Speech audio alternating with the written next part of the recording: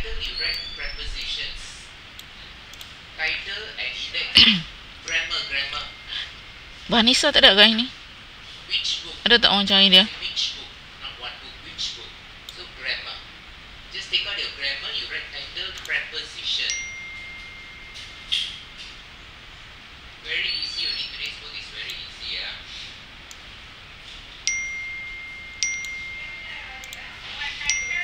Prepositions. Nah, here come in. Okay, baik. So, cikgu mula je lah. Prepositions, you write that as the title. Dah 10 minit dah. Hampir nak masuk 10 minit dah kita tunggu. Just write prepositions. Tapi sambil-sambil tu kamu tolong cek tengok kawan-kawan mana yang dia tak ada. Kamu tolong cari dan minta dia masuk ke kelas sebelum kelas kita habis. Okay. So hari ni macam cikgu kata itu, cikgu nak sambung masih dalam tajuk bab 7. Kalau kamu ingat hari tu kita dah buat worksheet pertama di mana kita cari lengkapkan jadual kan. Kita cari titik tengah, kita cari had bawah, kita cari had atas, and then kita cari sempadan bawah, sempadan atas. Kemudian kamu ada cari juga maklumat di mana kamu belajar sendiri untuk cari kekerapan longgokan. Jadi kebanyakan yang dah hantar kerja, betul lah, kekerapan longgokan itu adalah hasil tambah setiap selang kekerapan dia. Setiap kekerapan tu, cuma kekerapan yang pertama tu kita akan tulis balik dan kita tambah dengan kekerapan selepasnya.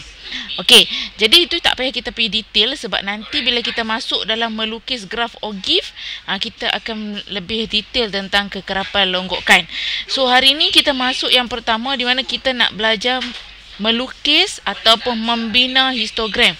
Dan cikgu percaya kebanyakan orang akan suka tajuk ni kerana tajuk ni boleh bagi markah yang sangat banyak, di mana dengan melukis graf saja kita boleh skor 4 markah.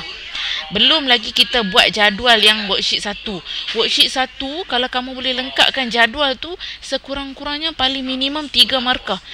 Sama ada kita cari titik tengah ke, atau kita cari kekerapan ke, atau kita senarai ke sepadan bawah ke, senarai ke sepadan atas ke, kita dah boleh lengkapkan jadual dengan kita skor 3 ke 4 markah. Dan sekiranya kita boleh melukis histogram, kita boleh tambah lagi 4 markah. Jadi tajuk ini adalah tajuk yang sangat besar, di mana tajuk ini cikgu nak semua orang yang ada pada hari ini dan untuk seterusnya mesti kena boleh jawab bahagian ni. Kerana dia adalah daripada tingkatan 4 lagi. Jadi dia memang sangat penting. Dia memang sangat penting dan memang boleh membantu kita. Okey, baik. Jadi kita terus pergi kepada membina histogram. Jadi sebelum kita nak tengok bagaimana contoh soalan dalam membina histogram, kita tengok dulu langkah-langkah nak membina histogram. Langkah pertama, dalam jadual kita mesti cari sempadan bawah dan sempadan atas bagi setiap selang kelas. Sebab itulah benda pertama yang kita belajar dalam tajuk ni ialah melengkapkan jadual dengan mencari titik tengah, sempadan bawah, sempadan atas, had bawah dan had atas. Kerana kita akan guna maklumat-maklumat itu untuk kita membina histogram. Jadi ini langkah pertama, kita lengkapkan jadual. Langkah kedua kita ialah kita kena pilih skala yang sesuai pada paksi mencancang. Paksi mencancang ini adalah paksi yang tegak macam ni. Paksi Y. Kamu nanti kalau masa kamu buat nota nanti kamu bracket lah untuk rujukan kamu. Paksi mencancang ini ialah paksi Y. Di mana paksi mencancang ini kita akan guna kekerapan. Kekerapan yang kita cari dalam jadual. Dan kita juga ada paksi, ini bukan paksi mencancang, ini paksi mengufuk. Tak cikgu ubah. Nanti kamu confuse. Paksi mengufuk. Okey.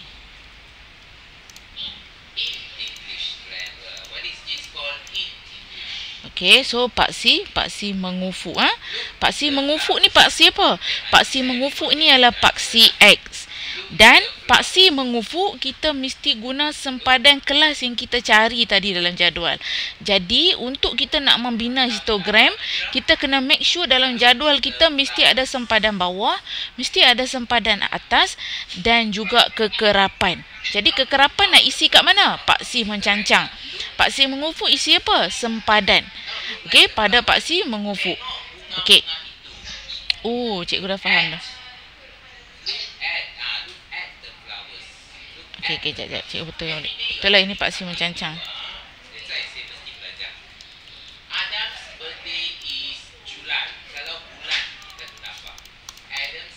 Okey, sebab dia dah bagi tahu dekat sini. Dia kata wakilkan kekerapan pada paksi mencancang dan sempadan kelas pada paksi mengufuk. Okey, kita tengok next step. Step yang ketiga, dia kata apa? Dia kata lukis palang. Jadi kalau kita ingat histogram ni ialah graf yang berbentuk palang yang mewakili setiap selang kelas dengan lebarnya yang sama dengan saiz selang kelas dan tingginya berkadaran dengan kekerapan. Okey. Ini hanya langkah saja. Okey, nanti cikgu akan bagi nota lah hari ni.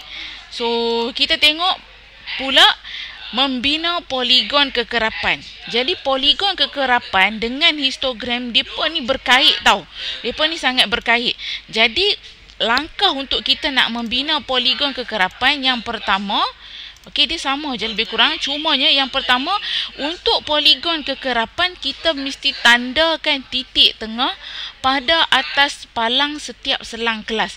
Jadi maksudnya kita dah bina histogram tadi, kemudian dia suruh pula bina poligon kekerapan, kita just tandakan titik tengah, plotkan titik tengah pada setiap palang. Nanti kalau kamu tak boleh bayangkan, sekejap lagi kita akan tengok contoh.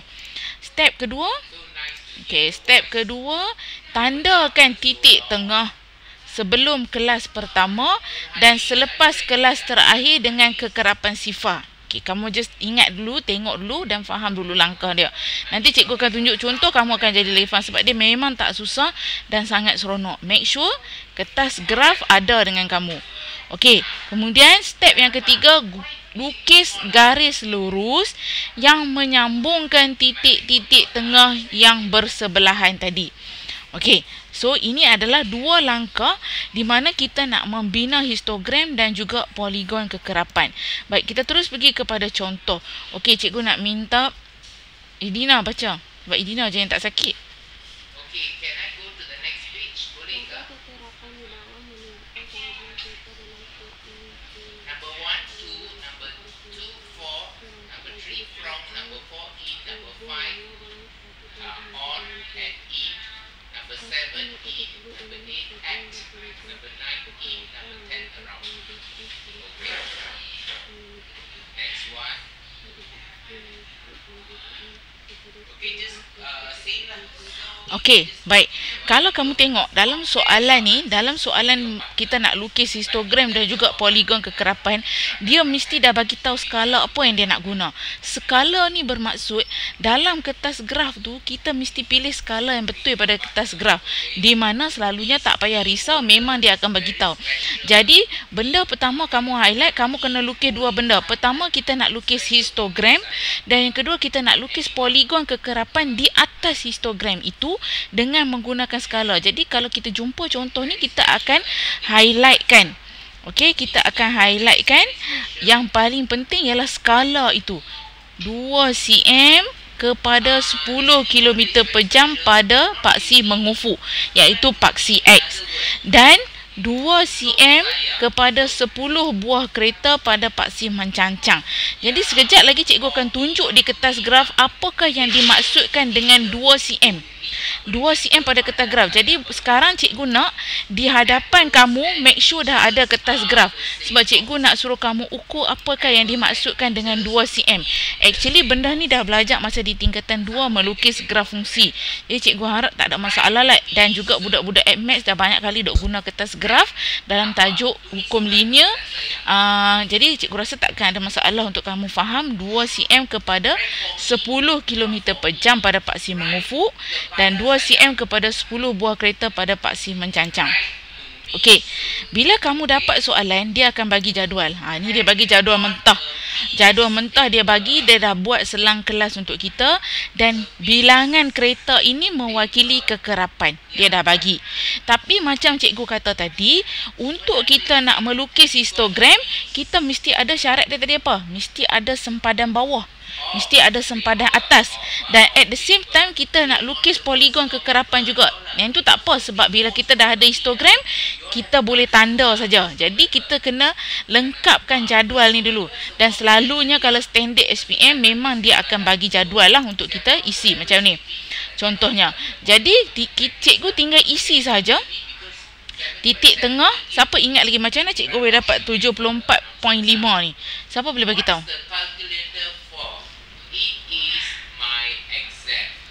Macam mana cikgu boleh dapat 74.5? Siapa nak respon? Titik tengah. Macam mana cikgu cari?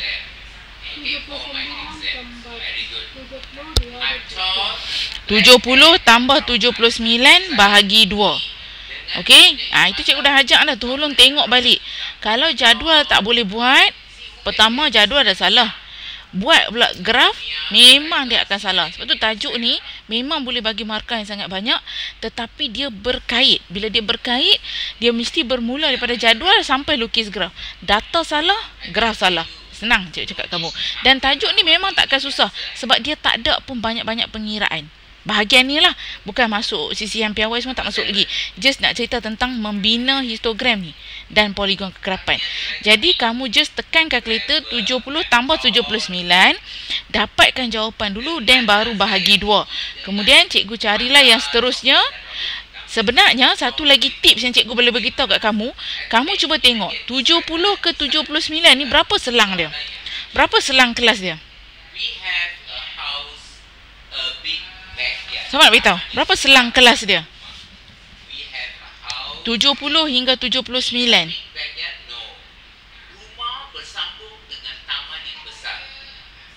Cuba kira daripada 70 sampai 79 berapa dia punya selang?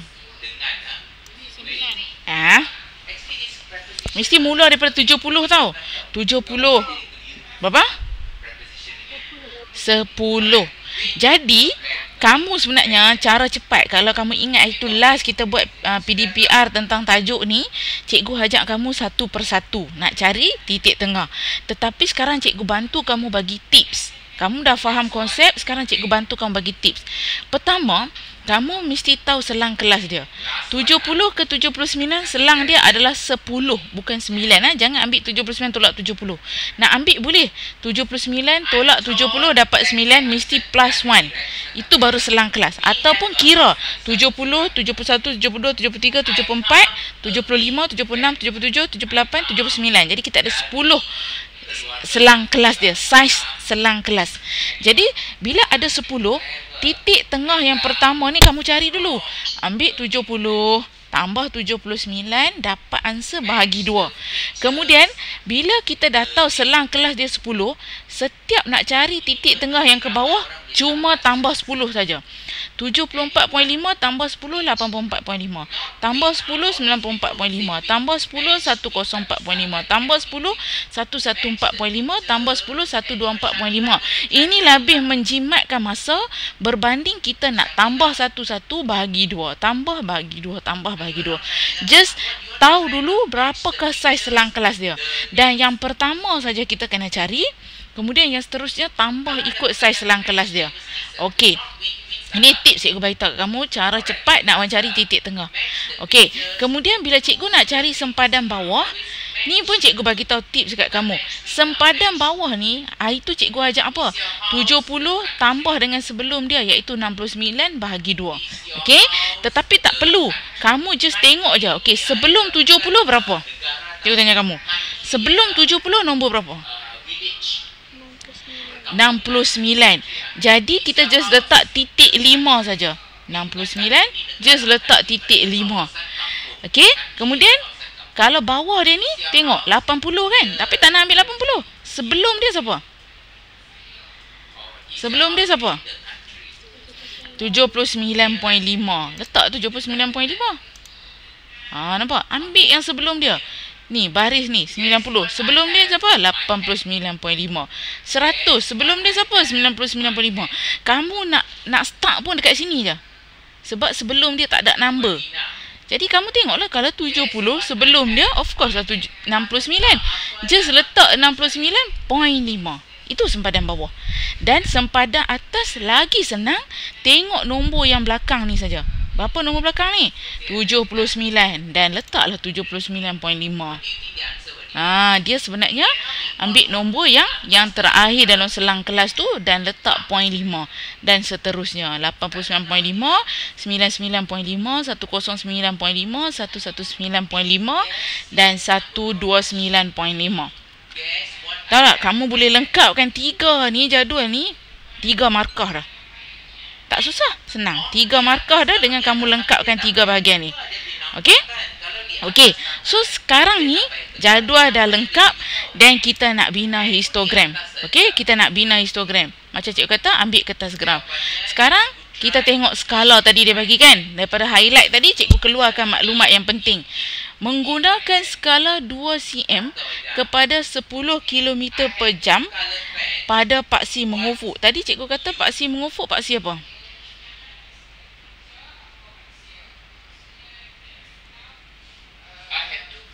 Cikgu start ke?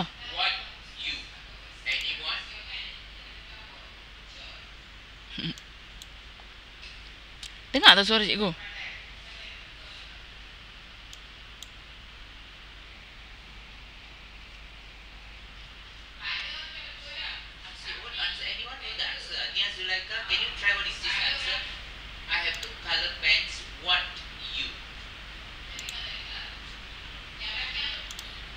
Kelas, kamu boleh dengar tak suara cikgu? Boleh ya? Boleh ya? Okey, baik. Okey. Tadi apa cikgu nak kata kat kamu? Soalan dia? Menggunakan skala 2 cm kepada 10 km per jam pada paksi mengufuk. Cikgu nak tanya ni, paksi mengufuk ni paksi apa? Paksi X ke paksi Y? Okey. Itu kena ingat paksi X, mengufuk X. 2 cm kepada 10 buah kereta pada paksi mencancang. Jadi paksi mencancang ialah paksi Y. Okey. Dan kita nak bina yang pertama, kita nak buat histogram. Sangat senang, kamu tengok dan kamu mesti akan suka buat. Okey. Sekarang kita ada kertas graf. Bila orang sebut 2 cm kepada 10. Okey, kalau paksi mengufuk ni kelas, kamu tak payah risau. Kamu tengok dia punya sempadan bawah, kamu ambil dengan sempadan atas. So, 69.5 sampai 79.5 dah sure dah. Dia punya selang tu ikut syarat dia 10 dah. Jadi kita tak payah fikir dah. So, paksi mengufuk ni terus ambil sempadan saja. Start dengan 69, lepas tu 79.5. Lepas tu sambung 89.5, sambung 99.5, sambung 109.5, sambung 119.5 dan sambung 129.5. Tetapi cikgu nak kamu cuba faham apakah yang dimaksudkan dengan 2 cm. Kalau kamu tengok pada kertas graf, okey.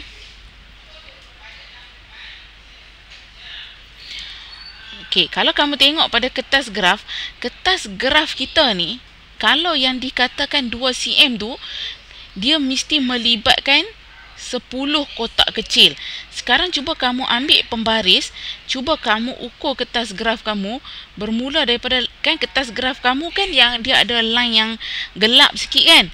Kita mula dengan line yang gelap tu, dan kita cuba ukurkan 2 cm tu, dalam 2 cm tu mesti ada 10 kotak kecil. Itu baru dikatakan 2 cm.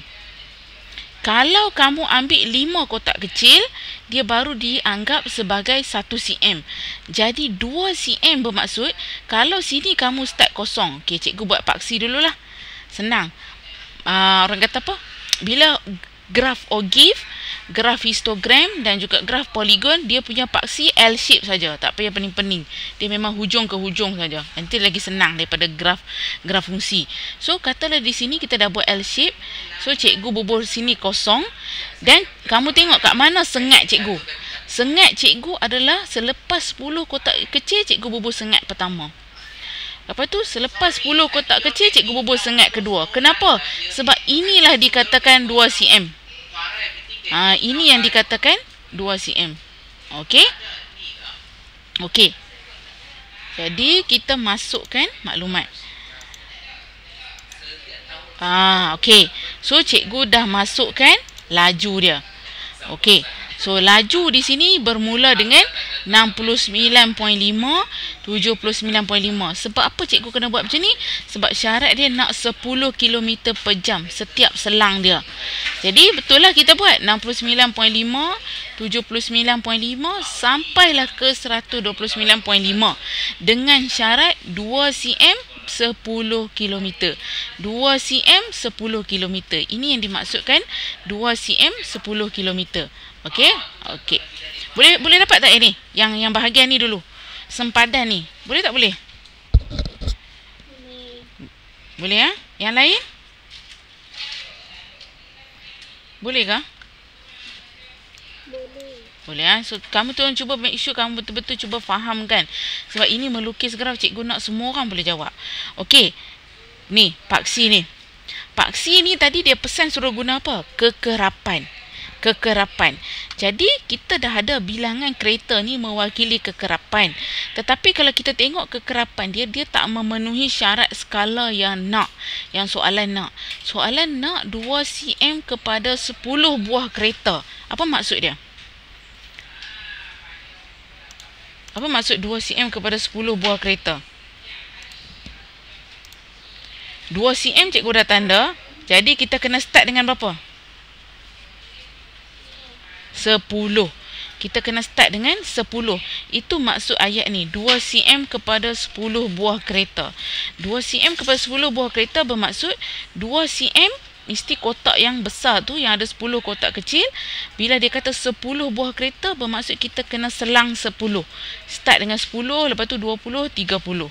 Itu maksud 2 cm kepada 10 buah kereta. Okey, jadi di sini kita akan tulis apa? Bilangan kereta. Okey, kemudian kita start nak bina histogram. Kita tengok 69 ke 79.5 dia punya bilangan kereta, iaitu kekerapan dia 5.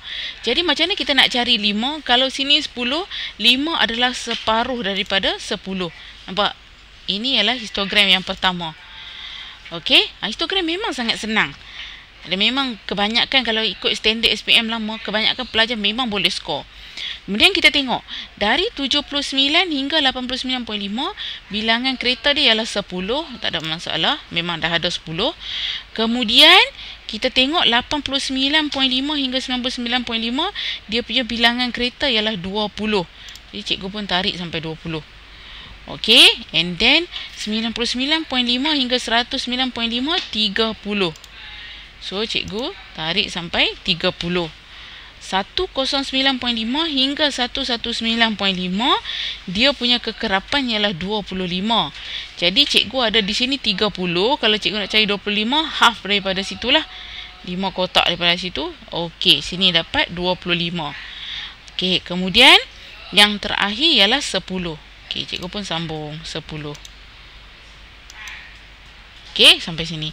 Jadi inilah yang diberi nama histogram. Tak susah pun histogram ni. Kemudian yang kedua, dia kata daripada histogram yang kita bina pula poligon kekerapan. Jadi poligon kekerapan tak perlu pun kita tengok titik tengah ni. Actually, apa yang kita perlu tahu tadi dia kata apa? Tandakan, plotkan titik di tengah-tengah palang. Sini tengah-tengah palang. Sini tengah-tengah palang. Sini tengah-tengah palang. Jadi kamu buat titik. Dan apa lagi dia kata dalam ayat tu? Bina juga titik pada sebelum selang kelas di tengah-tengah ni dan selepas selang kelas terakhir di tengah-tengah ni. Jadi sebelum cikgu bina satu titik sini, cikgu plot. Satu, nampak dia kata sebelum selang kelas pertama. Sebelum selang kelas pertama, hampa buat satu plot sini. Kemudian setiap tengah-tengah palang tu hampa bubuh plot. Tengah-tengah sebab kita guna titik tengah. Di tengah-tengah dia bubuh plot, plotkan titik. Dan yang terakhir adalah di selepas selang kelas yang terakhir. 129.5 ni selepas dia bubuh satu lagi plot dengan kekerapan kosong. Bermaksud histogram ni mesti ada kaki. Bermula dengan kosong dan berakhir dengan kosong. Jadi kita pun masukkan satu lagi kat sini. Okey, dah masuk, kemudian ambil pembaris, cantumkan setiap dia punya garisan. Dapatlah garisan yang warna purple ni, ini dipanggil poligon kekerapan. Poligon kekerapan tak boleh tergantung. Dia mesti bermula daripada kosong dan berakhir dengan kosong. Jadi inilah dua graf yang kita belajar hari ini. Yang pertama kita nak lukis histogram. Dan kedua, bila kita dah ada histogram, bagaimana pula kita nak tambahkan poligon kekerapan di atas histogram. Cikgu ajak hari ni je dulu. Kerana pada kelas seterusnya hari Rabu nanti baru cikgu akan ajar pula macam mana kita nak lukis histogram pula. Macam mana kita nak bina poligon kekerapan tanpa histogram. Kalau kita tengok ayat ke sini, dia kata poligon kekerapan juga boleh dibina tanpa perlu membina histogram. Jadi yang ini cikgu simpan untuk kelas hari Rabu.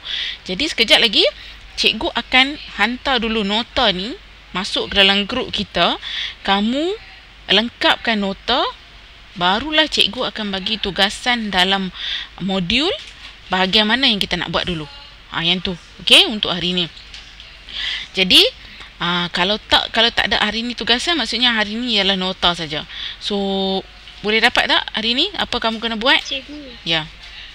Yang tu dalam kena lorek ke? Oh, tak perlu. Okey, tak perlu. Tak payah lorek pun tak apa tau. Yang ni sebab cikgu nak bagi nampak elok je. Kamu just buat garis je. Buat box saja. Boleh dapat? Okay. Tapi sebenarnya dulu cikgu biasa tanda paper. Ada pelajar tu daripada Kelantan, dia memang buat. Kamu tahu dia buat macam mana?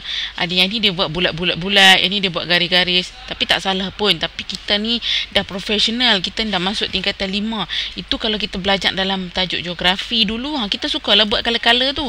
Tapi bila kita dah masuk tingkatan 5 ni, nak tunjuk sikit jalan hasil kerja kita tu, nampaklah profesional. Memang kita nak ambil SPM. Tak perlu lorek-lorek semua. Okay? Dan tak perlu color, tak perlu highlight apa-apa. Just lukis saja. Untuk hari ni, make sure faham kertas graf. Apakah yang dimaksudkan dengan 2 cm.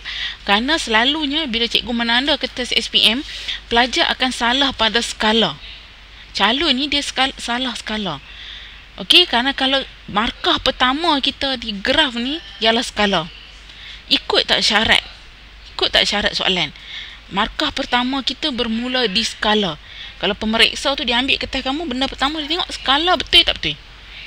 Skala salah, nanti markah terakhir tak dapat. Dia akan bagi juga markah kamu buat ni, dia bagi.